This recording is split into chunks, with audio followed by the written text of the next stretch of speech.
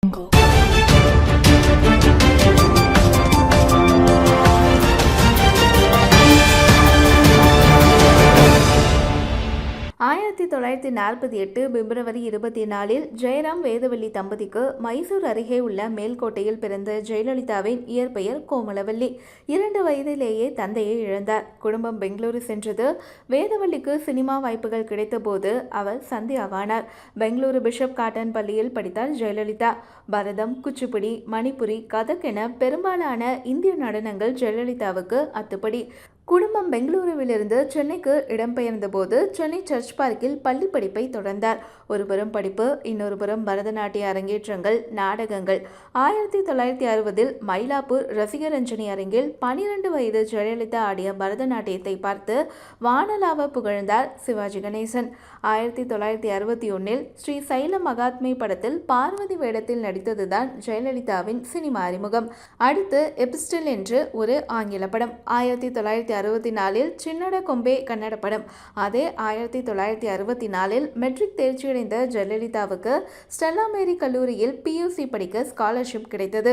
அந்த நேரம்தான் இயக்குனர் ஸ்ரீதர் ஜெயலலிதாவின் தாயாரை சந்தித்து தனது படத்தில் அவர் நடிக்க வேண்டும் என்று கூறினார். வழக்கறிஞர் ஆகும் கனவோடு இருந்த ஜெயலலிதாவுக்கு அதில் நாட்டமில்லை.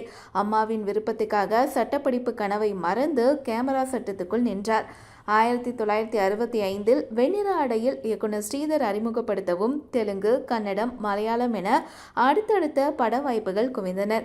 பின்னர் ஜெயலலிதா படிப்புக்கு விடை தர வேண்டியிருந்தது. எம்ஜிஆருடன் ஜெயலலிதா சேர்ந்து நடித்த முதல் படம் 1000ல் ஒருவன். அதற்கு பின் தமிழ் திரையுலகில் தவிர்க்க முடியாத நடிகையாக உருவான ஜெயலலிதா 1964 1980க்கு இடைப்பட்ட 16 ஆண்டுகள் தமிழ் சினிமாவில் அவர் கோலோச்சினார். ஜெயலலிதாவின் கரியர் கிராஃப் உச்சத்தில் இருந்த 1972 திமுகவில் இருந்து பிரிந்து அதிமுகவை தொடங்கினார் எம்ஜிஆர். 1977 அதிமுக ஆட்சி அமைந்தது. அப்போதே ஜெயலலிதா முழு நேர அரசியலுக்கு வரப்போகிறார் என்ற செய்திகள் வெளியாகின. 1980 வெளியான நதியை தேடி வந்த கடல் ஜெயலலிதாவின் கடைசி படம். அந்த படத்தின் பெயரை போலதான் ஆனது ஜெயலலிதாவின் வாழ்க்கையும். ஆமாம், ஜெயலலிதா எனும் நதி அதிமுக எனும் கடலை அடைந்தது. அதிமுகவில் இணைந்த புதிதில் பெண்ணின் பெருமை என்ற தலைப்பில் ஜெயலலிதா ஆற்றிய கன்னி உரை எம்ஜிஆரை பெரிதும் கவர்ந்தது.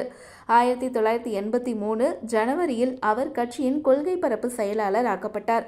அப்போது திருச்செந்தூர் மக்களவை இடைத்தேர்தல் வரவே அதிமுகவின் பிரச்சார பீரங்கியாக ஜெயலலிதா களமிறக்கப்பட்டார். அதிமுக மாபெரும் வெற்றி பெற்றது. ஜெயலலிதாவின் ஆங்கில ஆற்றலை உணர்ந்தே அவரை 1984 மாநிலங்களவை உறுப்பினராக்கினார் எம்ஜிஆர். முன்னாள் முதல்வர் அண்ணாவுக்கு ஒதுக்கப்பட்ட 185 எண் கொண்ட இருக்கை முதல்வருக்கு அப்போது ஒதுக்கப்பட்டது. IAS அதிகாரி சந்திரலேகா மூலம் சசிகலாவுடனான நட்பு 1980களின் மத்தியில் ஜெயலலிதாவுக்கு ஏற்பட்டது.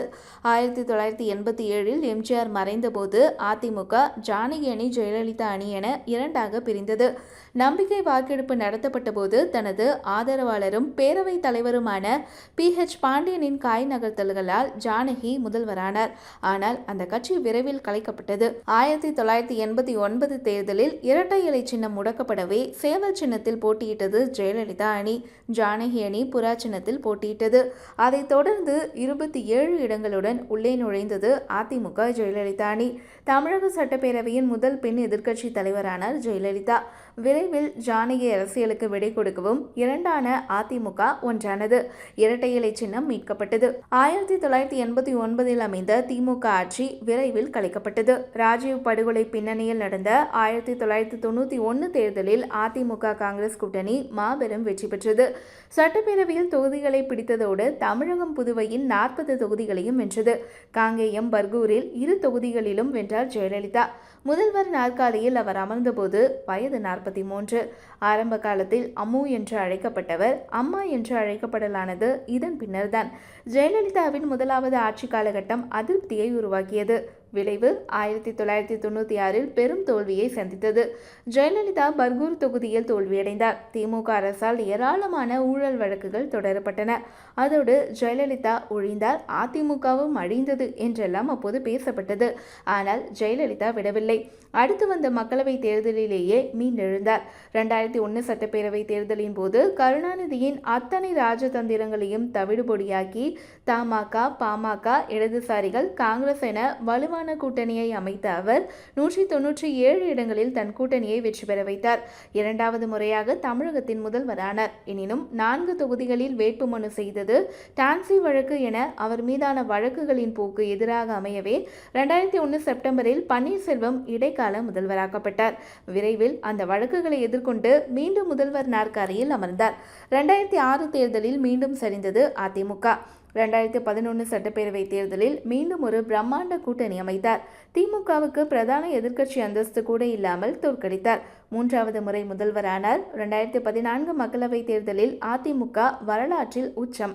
எவர் கூட்டணியும் இல்லாமல் அதிமுக 37 இடங்களை கைப்பற்றியது. அதுவும் நாடு முழுக்க மோடி அலை அடித்த சூழலில் நாட்டின் 3வது பெரிய கட்சியாக மக்களவையில் அமர்ந்தது. ஆனால் 2001 நடந்த கதை 2014 மீண்டும் நடந்தது. சொத்து குவிப்பு வழக்கில் ஜெயலலிதா குற்றவாளி என்று அளிக்கப்பட்ட தீர்ப்பால் மீண்டும் பன்னீர்செல்வம் முதல்வரானார்.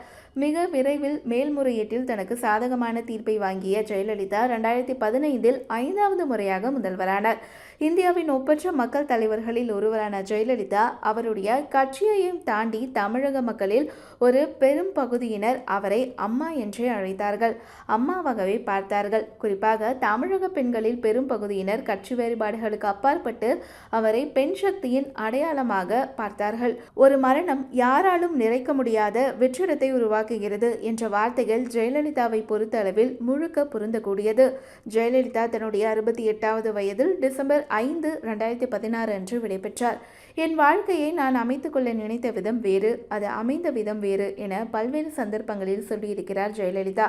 ஆனால் அதற்காக தன்னை நோக்கி வந்த களம் எதையும் அவர் சாதாரணமாக எடுத்துக்கொண்டதில்லை. இறுதி வரை போராடினார்.